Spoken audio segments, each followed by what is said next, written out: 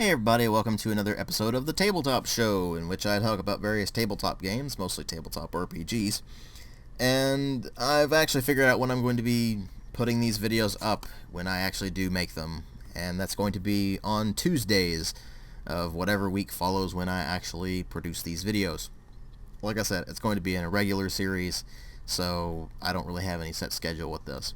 But this is going off of something that I said in my inaugural episode, which is about Dungeons and Dragons, or D&D for short, and really why I don't like it, and why I don't recommend it to new tabletop RPG players. Now, there are some things that D&D does really well, and some things that it does really poorly. What I think D&D is most in its element as is as video games, which is why you're seeing Baldur's Gate Enhanced Edition, which is specifically based on Advanced Dungeons & Dragons 2nd Edition rules. When we get into the editions themselves, things get weird. I'm going to be displaying pictures of the actual player's handbooks, and just so you have an idea of what each book is going to look like if you're confused about what version you might have picked up or whatever. The original Dungeons & Dragons came out in the 70s, and most people haven't played it. If they have played it, we're talking OGs, basically. The old geezers of RPGs. People have been doing it for a very, very long time. What most people have played is Advanced Dungeons & Dragons, or 3rd Edition. Usually you have a pretty big split between those two. Let's start with AD&D, Advanced Dungeons & Dragons, which is actually Dungeons & Dragons 2nd Edition. Then from there they had a re-release of that later on with a bunch of rules tweaks, which was called Advanced Dungeons & Dragons 2nd Edition. This is where things get confusing, right? Next, we had 3rd Edition, just straight up 3rd Edition, D&D 3rd Edition, which is what you actually saw me showing off in my inaugural episode of this series. Then after that, they had an update of that version, which addressed a lot of complaints that people had about it, and that was called version 3.5. These are the ones that most people have played, somewhere between the original Advanced Dungeons & Dragons and version 3.5. That's generally the spectrum you see for people who actually played this tabletop RPG. From there, we go into 4th Edition, which is basically unrecognizable as a role-playing game. The best description I can really come up with for it is that it's World of Warcraft in tabletop form. And it's basically a tabletop war game. It's not an RPG. People can act like it is all they want. It's not an RPG. And it just completely butchers the idea. So avoid 4th Edition like the plague, honestly. Just avoid it. The most recent release is 5th Edition, also known as D&D Next, back when it was during its beta. And I don't really have a lot of experience with it. I do know a few things about it, but it's not promising from what I've seen. I might pick up the book at some point just to see what it's like. But I don't like D&D, so I don't really see myself getting the 5th edition rulebook anytime soon, let's put it that way. That said, what I have seen about it is not encouraging, and it's a thoroughly modern game masquerading as old school or retro, and it's just ridiculous.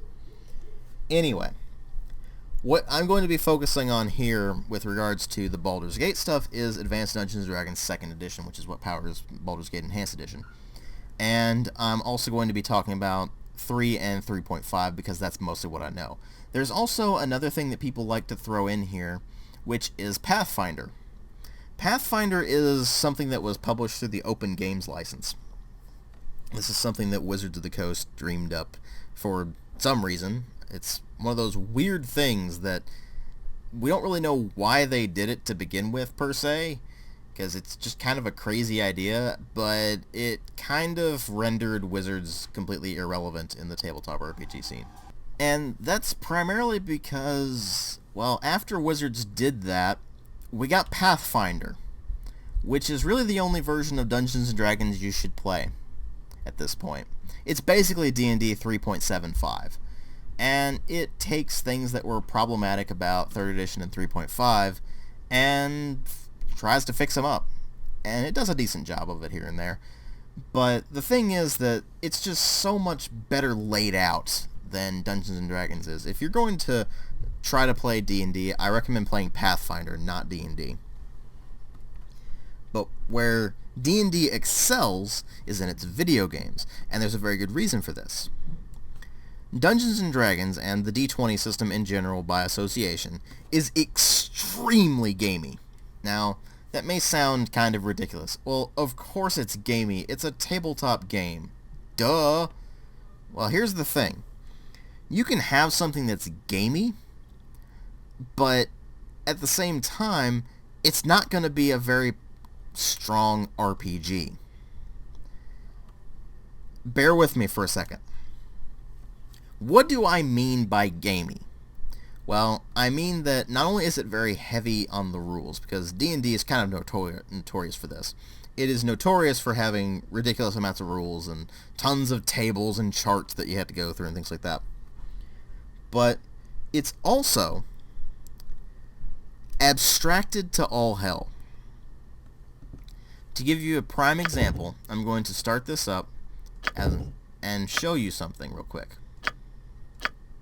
See if I can find... Here we go. Armor class.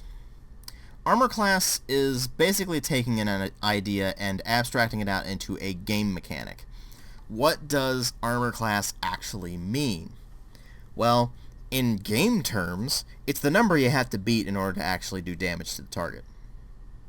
Pretty straightforward idea, right? What does that mean logically, though? Why does plate armor, for example, provide a higher armor class bonus than leather armor does, when someone in leather armor would be good at dodging things, right? Because it's lighter and they're more maneuverable, whereas someone in plate armor, well, you'd expect them to actually get hit quite a lot more because it's not as easy to maneuver in plate armor. Here's the thing. Dungeons & Dragons itself does a very, very poor job of explaining what AC actually is. Pathfinder does a much better job. The idea is that armor class is the number that just represents this abstracted idea of actually being able to land a damaging hit on someone. So the idea is that if someone was in full plate armor, yes, they would be a lot easier to actually hit because they're going to be a bit slower, they're not going to be as maneuverable. But the thing is, plate armor is very, very good protection.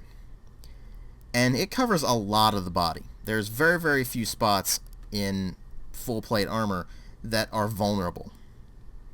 So the idea is that if you manage to actually beat someone's armor class and they're wearing plate armor, you've managed to find a gap in their armor. Or you've managed to hit them with just a certain strike that'll, say, do a bit of concussive damage or something like that. Mostly gaps in the armor. And that's not really easy to understand if you just take this as a game, which is what D&D pretty much expects of you. D&D pretty much expects you to take it as a tabletop game and not as a role-playing game. Can you role-play in it? Yes. It's actually not that hard to do it. It's just that when you go into these various abstracted concepts, it gets kind of difficult to really understand what these various things mean. Speed factor, okay. Armor class, it takes quite a bit of understanding for that. One thing that really drives me crazy is, I believe it was in this. No, it wasn't. Let me go back to race here. THAC0. This is something that was in Advanced Dungeons & Dragons, and I still actually can't understand what they were trying to go for with it. It's basically what Armor Class does in 3rd edition and 3.5, but Armor Class was also in AD&D. THAC0 stands for To Hit Armor Class 0. It's basically involved in the actually being able to hit the target. But the idea of THAC0 itself is just this really nebulous, abstracted concept that's just kind of hard to wrap your head around. Whereas armor class is a bit easier because it's explained a bit better, but even then, it's just kind of a mess. AD&D was notorious for this too. It's just a complete mess of a game. But 3rd edition and 3.5 organize things a bit better. They're a bit easier to play. Again, I recommend going with Pathfinder with that because it's the most refined version of this. But ultimately, you have to overcome the idea that this is a game. Role-playing games are more about the actual role-playing and not so much about the game. This is why that you can have things that are very rules-heavy, but at the same time are a lot more conducive to role-playing. To give you a prime example, Rune Quest. I'm going to be using 6th edition as an example because this is what I'm most familiar with. But Rune Quest actually was right around the same time as Dungeons & Dragons, so it's been around nearly as long, and it's gone through nearly as many rules changes and things like that. But one thing has remained pretty constant, and that is that it's a very heavy rule system, but it's very easily conducive to role-playing. To give you examples from Rune Quest 6th edition, what armor class would be in, say, D&D is really more like just an actual 2-hit chance. And that's pretty straightforward stuff right there. If someone hits you, they hit you. Now, how much damage they do is going to be different. Now, the way armor class works in Dungeons & Dragons is that if you beat their armor class, you do full damage. Whatever you rolled for your damage, you do that straight up to them. Unless they have something else that reduces damage, it just does it. So, let's just say you rolled a 1d8 for damage and you rolled an 8. You're going to do 8 damage to them. Just straight up. You got through their armor. Okay. And that's one of the things that just kind of bugs me about things like Dungeons & Dragons. It doesn't really accurately portray how this stuff would work. Instead, it abstracts things out into very gamey concepts that are just harder to understand. Whereas in, say, Rune Quest, armor works very differently. It reduces incoming damage, like armor actually does. And, for example, if someone tries to do an attack on you, and they manage to actually hit you, and you don't have a parry action available to actually parry their blow, well, they're going to hit that various hit location that they've found. Say they try to hit you in the arm, and your arm is very well armored with some hoplite plate, which is about 5 armor points. Well, if they do 5 damage or less, you don't take any damage at all. Your armor completely absorbs it. The idea there being, well, you hit them in the arm, but you hit their armor. It just glances off. It doesn't hurt. I mean, it might sting a bit, but it's not going to do any actual damage. Whereas if the damage actually goes over that amount, and some of it actually does manage to get through, well, it could be anything from just kind of a glancing hit where they did a light cut in your bicep or something like that.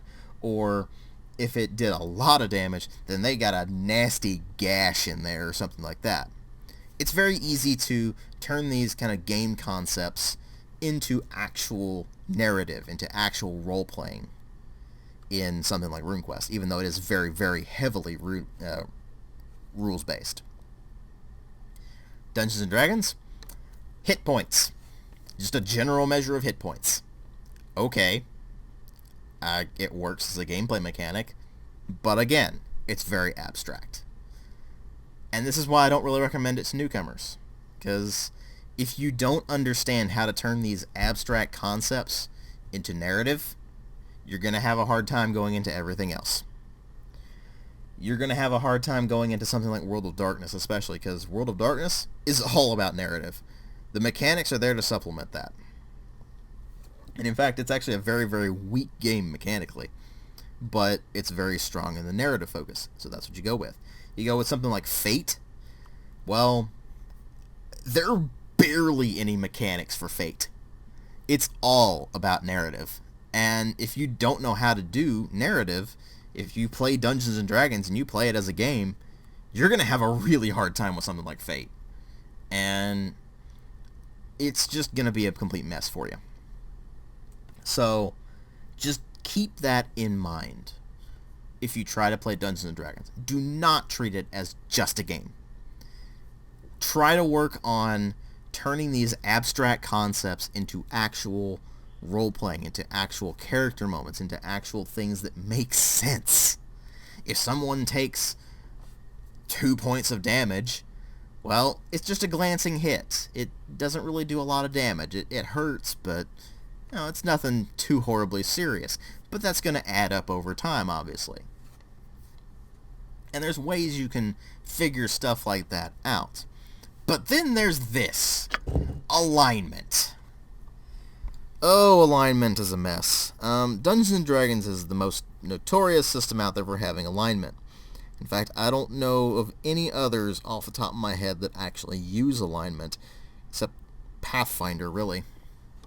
And alignment is just this kind of nebulous, really abstract idea that people just have a lot of trouble with. It's not that hard to figure out, but you really need a lot of examples.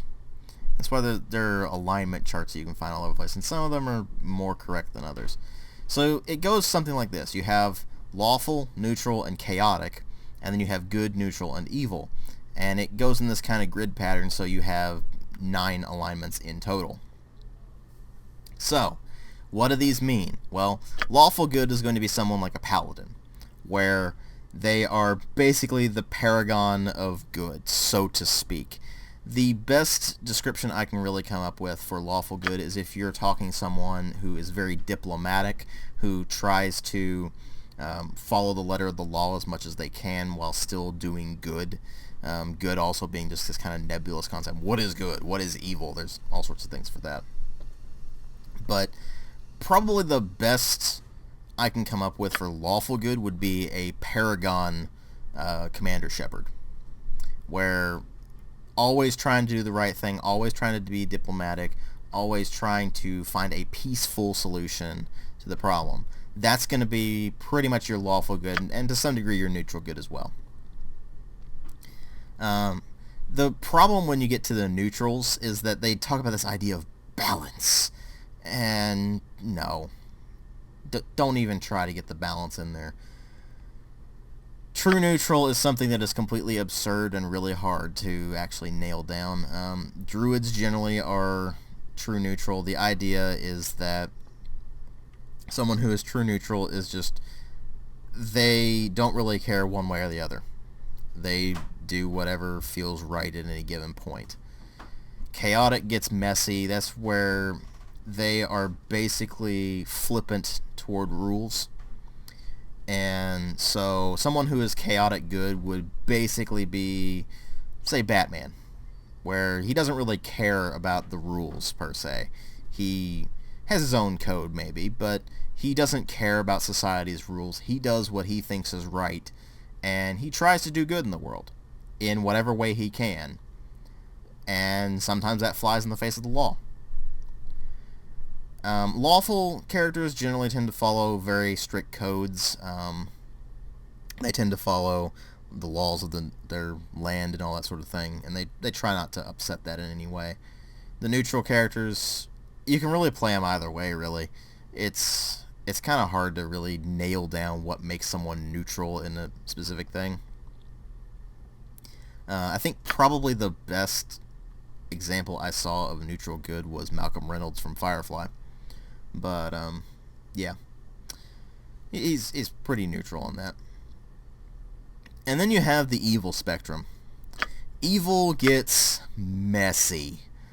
Generally speaking, you don't want to play evil characters when you play D&D because evil characters really upset the balance of the game. Why is that? Well, most people are going to play neutral or good characters. And if you try to play an evil character, you're basically going up against everything they stand for. Whether you're doing it blatantly in front of them or behind the scenes. And while that can create a very interesting game dynamic if it's done well, more often than not, it's just going to be kind of bizarre. And there's weird alignment mechanics associated with things too. In older D&D versions, they had things like alignment languages, which don't even, just no. And it was just a complete mess, let's put it that way. But suffice to say, generally speaking, if you're playing an evil character, it's probably because you wanted to play as an assassin. And one of the requirements for playing as the assassin class is to be an evil alignment. Well, that doesn't make any sense because assassins can be good, assassins can be neutral, they can be evil. It's just a wide spectrum. Much like, druids can be good, they can be evil, they can be neutral. It just depends on the situation. I feel like the alignment system just very narrowly defines things. It tries to categorize things in a way that is just not really accurate to how things actually are going to play out. Someone who is good may do something that most people would consider evil, but it's the best thing they can do in that particular situation. If you're pushed, you might have to do something like that. You may not have a choice. Should that affect your alignment? I don't think so, necessarily. If you do something, if you're lawful good, and you have to do something, you don't have a choice, you have to do something that people would consider to be evil, does that instantly make you evil? No. It just means that you made a bad decision. And you can make up for that. There's a lot of leeway that they have in the actual rules for this stuff, but even then, it's just a mess, and really, I just don't like dealing with the idea of alignment altogether. That said, best example for chaotic evil, the Joker, because he is an agent of complete chaos, and he is completely self-serving. All he wants to do is just cause as much chaos and destruction as possible to get at Batman. Chaotic neutral is probably the hardest one to define, because it's someone who doesn't give a crap about the rules, but they don't fall one way or the other on the good or evil spectrum. It's just hard to really nail that down, and so don't play a chaotic neutral character. It basically means you're insane. That's the best I can really come up with for that. The alignment system in general is just way too limiting. I'm just gonna do this just to go on with it. And from there, things get interesting. You have rolling to do here. Newer versions of this kind of thing are going to have point buy systems. But I'm just going to use this as an example. And you have various skills that you can do. Let's just do this. Throw a couple into there, and then throw, I don't know, a couple into there. Why not?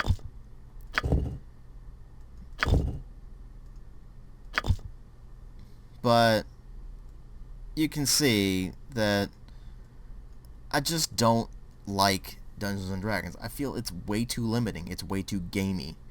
And it just does not facilitate good role-playing. You can try, but the system itself is going to be fighting you at every turn. So if you want something that is very gamey, if you just want to go in and you want to slaughter some orcs, D&D is fine for that. It's perfectly fine if you want to just play a game. But if you want to actually do some role-playing, pick something else. Pick, say, World of Darkness, or Rune Quest, or Fate, or any number of things like that. There's all sorts of systems out there. There is an RPG for everyone. D&D, not my thing. D20 system in general, not my thing. I'm much more of a narrative and role-playing focused gamer than I am an actual gamer in this particular sense. So I can basically play something that doesn't even have mechanics, where it's basically just writing a story with people, and I just get tons out of that. But playing something like this, where it's very heavy rules and very heavy on the actual just gameplay mechanics, as opposed to just being able to be in character and do all sorts of these character moments and things like that, it just leaves me cold. You may be different. You may be more into this kind of thing. You may be someone who really just likes playing gamey games. And if that's your thing, D&D would be great for you.